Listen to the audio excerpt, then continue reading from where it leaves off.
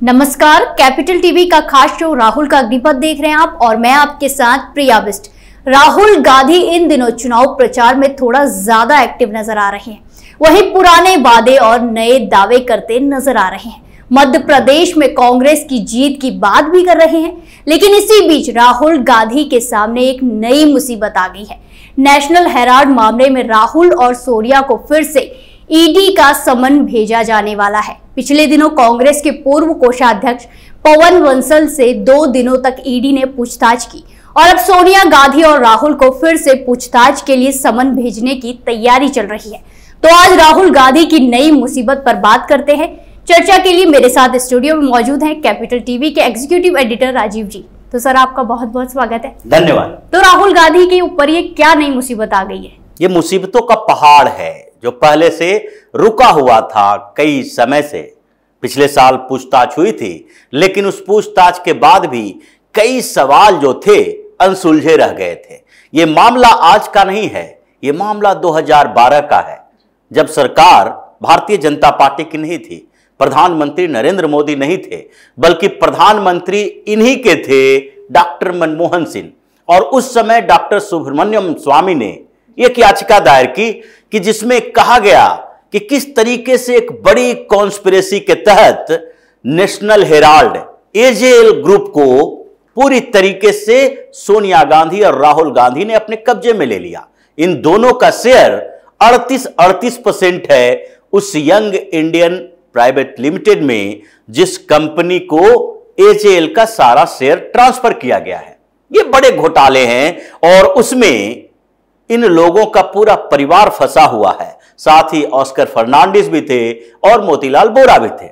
लेकिन अभी क्या हुआ?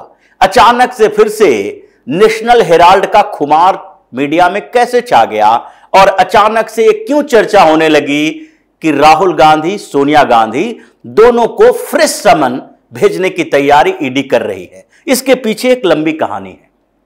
पिछले दिनों पवन बंसल के साथ पूछताछ हुई। ईडी ने 2 दिनों तक लगातार पवन बंसल को पूछताछ के लिए बुलाया। यह खबर बहुत कम चली, लेकिन फिर भी जानकारी मिली कि पवन बंसल चूंकि उस समय कोषाध्यक्ष थे, तो उनसे पूछताछ करना जरूरी है कि कैसे कांग्रेस का पैसा और फिर राहुल गांधी का 50 लाख कांग्रेस के 90 करोड़ पर भारी पड़ा और इस 50 लाख में से किस तरीके से 5000 करोड़ की पूरी कंपनी को हड़प लिया गया। उस मामले में पूछताछ हुई, 2 दिनों तक पूछताछ हुई, तो यह एक साइकिल कंप्लीट हो गया। इस मामले में पूछताछ की प्रक्रिया जो फर्स्ट राउंड की कही जाती है, प्रथम चरण का जिस तरीके से एक पूरा राउंड चलता है ईडी का, कि जो जो लोग इसमें शामिल हैं उनसे पूछताछ की जा सकती है। और उसमें सबसे पहले पूछताछ की गई थी, ईडी ने जो बातचीत शुरू की थी नेशनल हेराल्ड मामले में, जब मनी लॉन्ड्रिंग का केस चला तो उसके बाद सोनिया गांधी, राहुल गांधी को भी पूछताछ के लिए बुलाया गया था। उससे पहले ऑस्कर फर्नांडिस से भी पूछताछ हुई थी, मोतीलाल वोरा से भी पूछताछ हुई थी और इसके बाद सोनिया गांधी, राहुल गांधी दोनों को पूछताछ के लिए बुलाया गया। जब ये दोनों ईडी के सामने शामिल हुए उनके पूछताछ में, तो कांग्रेस ने बहुत बड़ा ड्रामा किया था कि अब तो सोनिया गांधी जो कि बीमार हैं उनको भी ईडी नहीं छोड़ रही है। राहुल गांधी जब पूछताछ के लिए जा रहे थे, कांग्रेस ने चारों तरफ प्रदर्शन, हंगामा किया कि हम किसी से डरने वाले नहीं हैं। लेकिन उसके बाद भी ईडी ने पूछताछ करके इन लोगों को जाने दिया। अब फिर बारी थी यंग इंडियन की, जो इस कंपनी का मालिकाना हक रखते हैं और जिसके सबसे बड़े स्टेक होल्डर सोनिया गांधी और राहुल गांधी हैं। फिर हेराल्ड बिल्डिंग में ईडी ने छापेमारी की। उस छापेमारी में पता चला कि जिस यंग इंडियन ने 5000 करोड़ की संपत्ति एजेएल का कब्जा कर रखा है, उसके ऑफिस में कोई स्टाफ ही नहीं है। वहां तो ताला लगा होता है। एक चार्टर अकाउंटेंट बाहर से काम करता है। उस कंपनी का सीईओ बनाया गया है मल्लिकार्जुन खड़गे को, जो कि अभी कांग्रेस के अध्यक्ष हैं।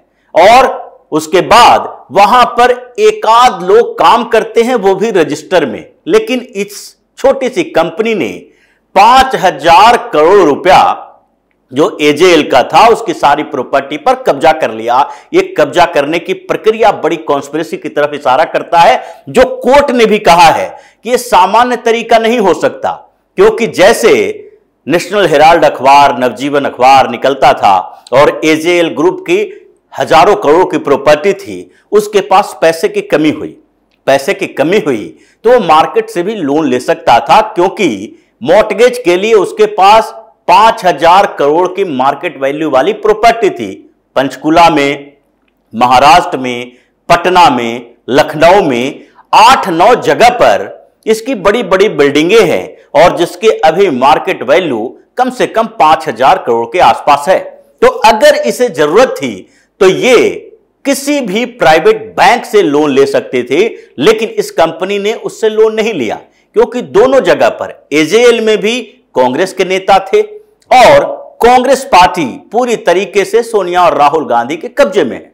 यह भी एक प्राइवेट कंपनी ही है जिसके सीईओ सोनिया गांधी, राहुल गांधी या इनके परिवार के कोई और व्यक्ति होता है। लेकिन हुआ क्या इस पूरे मामले में कि सबसे पहले कांग्रेस ने एक कॉन्स्पिरेसी की। मोतीलाल वोरा कोषाध्यक्ष हुआ करते थे, इधर भी ऑस्कर फर्नांडिस थे, सोनिया गांधी थी। इन लोगों ने एक लार्ज कॉन्स्पिरेसी की कि एजेएल अब सोनिया राहुल के नाम से ट्रांसफर की जानी चाहिए। इसके लिए क्या किया गया, एक कंपनी बनाई गई 2010-11 में और उस कंपनी का नाम रखा गया यंग इंडियन। यंग इंडियन जो कंपनी का नाम रखा गया, उसे बाहर से तो कहा गया कि ये नो प्रॉफिट की कंपनी है, यानी कि ये एक ट्रस्ट की तरह है, इसमें प्रॉफिट कमाने का कोई उद्देश्य नहीं है।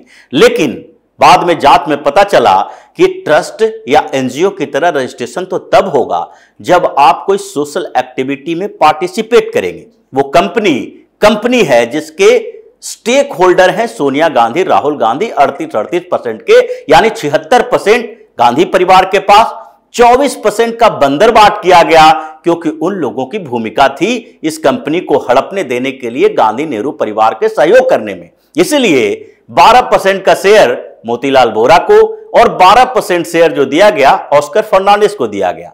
तो यंग इंडियन ये जो कंपनी बनी, ये 5 लाख के मार्केट कैपिटल से बनी।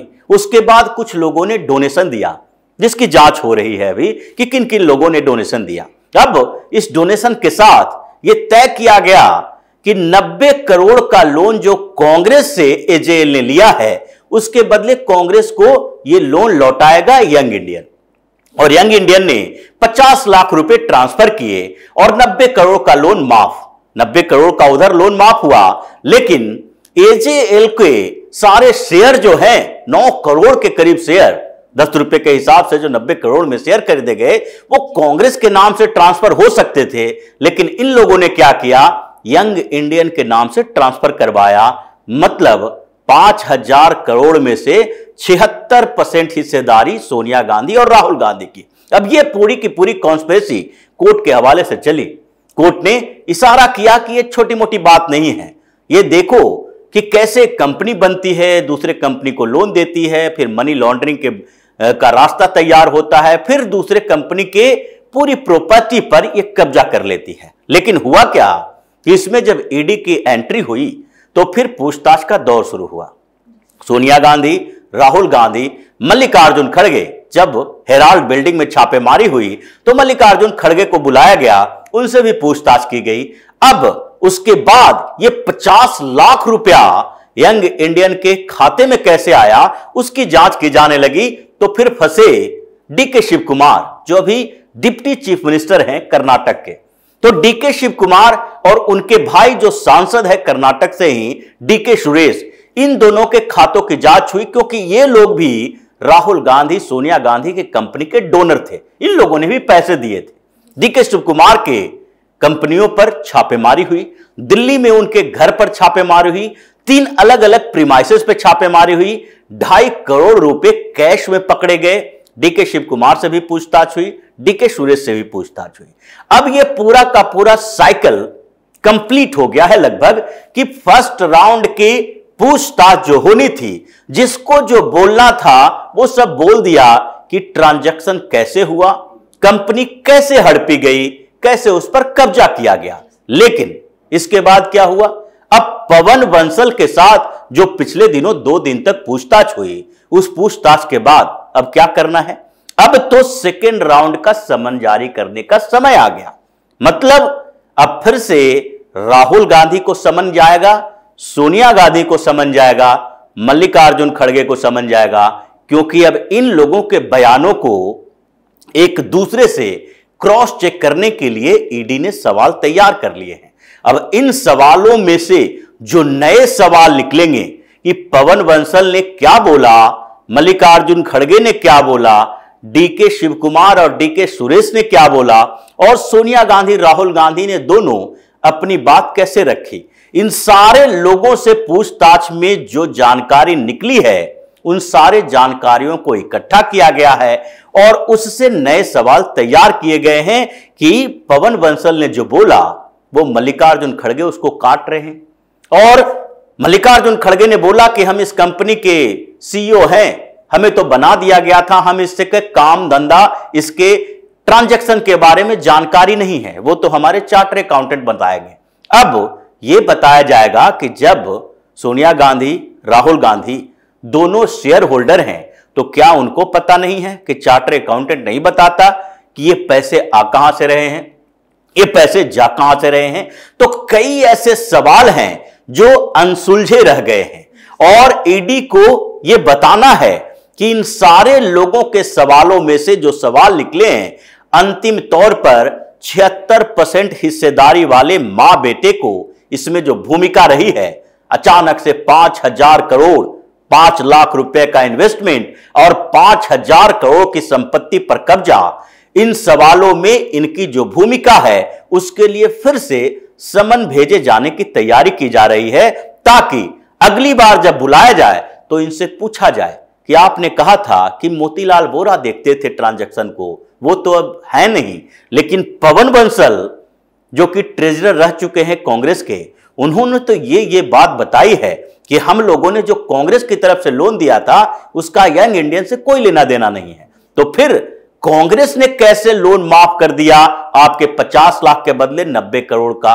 तो ये सारे सवाल अब पूछे जाएंगे अगले दौर के समन के बाद पूछताछ में। इसलिए राहुल गांधी सोनिया गांधी दोनों की मुसीबत बढ़ी है और अब जो बार बार ये कहा जा रहा है कि भ्रष्टाचार में, ये जो भ्रष्टाचार की नदियां कांग्रेस से बहती है, उसके जो सबसे बड़े मगरमच्छ हैं, इन लोगों की बारी आ गई है।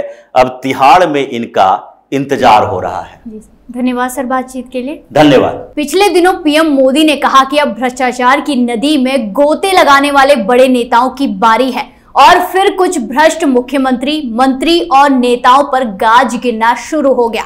सीएम बघेल के साथ सोनिया और राहुल तो फंसेंगे ही, लेकिन इस बीच ईडी ने फिर से दोनों को पुराने मामले में समन भेजने की तैयारी की है और अब राहुल और सोनिया को जेल भेजने की तैयारी भी हो गई है। आप अपनी राय कमेंट्स बॉक्स पर जरूर लिखें। देखते रहिए कैपिटल टीवी। नमस्कार।